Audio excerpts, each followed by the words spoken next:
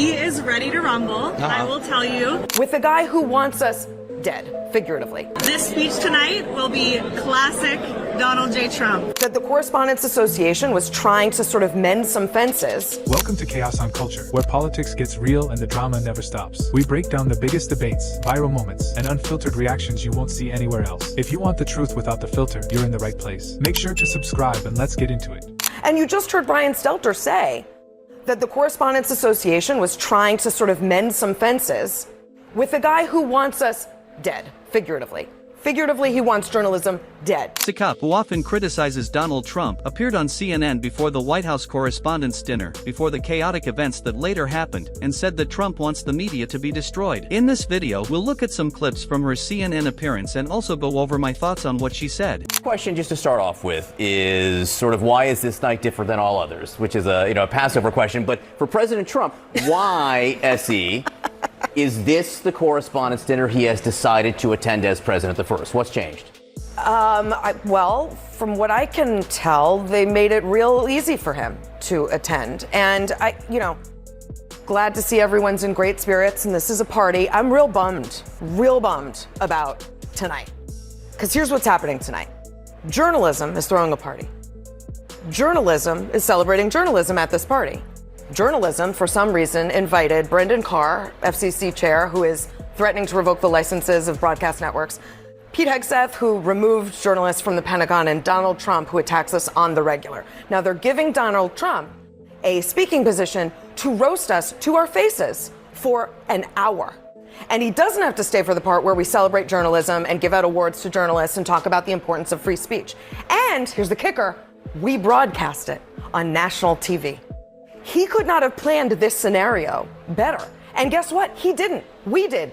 Journalism planned this scenario for Donald Trump. So if I'm Donald Trump, of course I come under these conditions. And you just heard Brian Stelter say that the Correspondents Association was trying to sort of mend some fences with the guy who wants us dead, figuratively. Figuratively, he wants journalism dead. It doesn't make a lot of sense to me. I don't think this is a great night for journalism.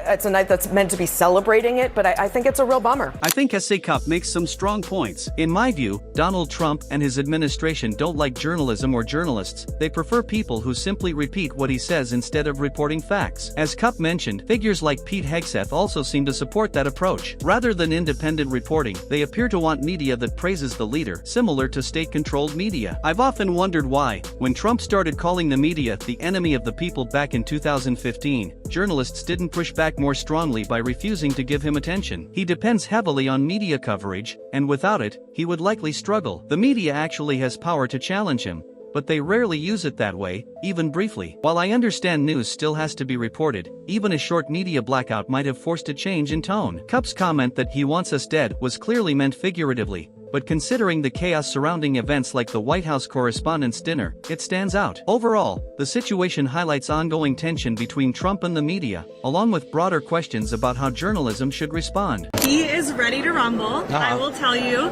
This speech tonight will be classic Donald J. Trump. It'll be funny, it'll be entertaining. There will be some shots fired tonight in the room. So everyone should tune in, it's going to be really great. I'm looking forward to hearing it. I love it all. And you wrote most of it, you said. I can't take credit.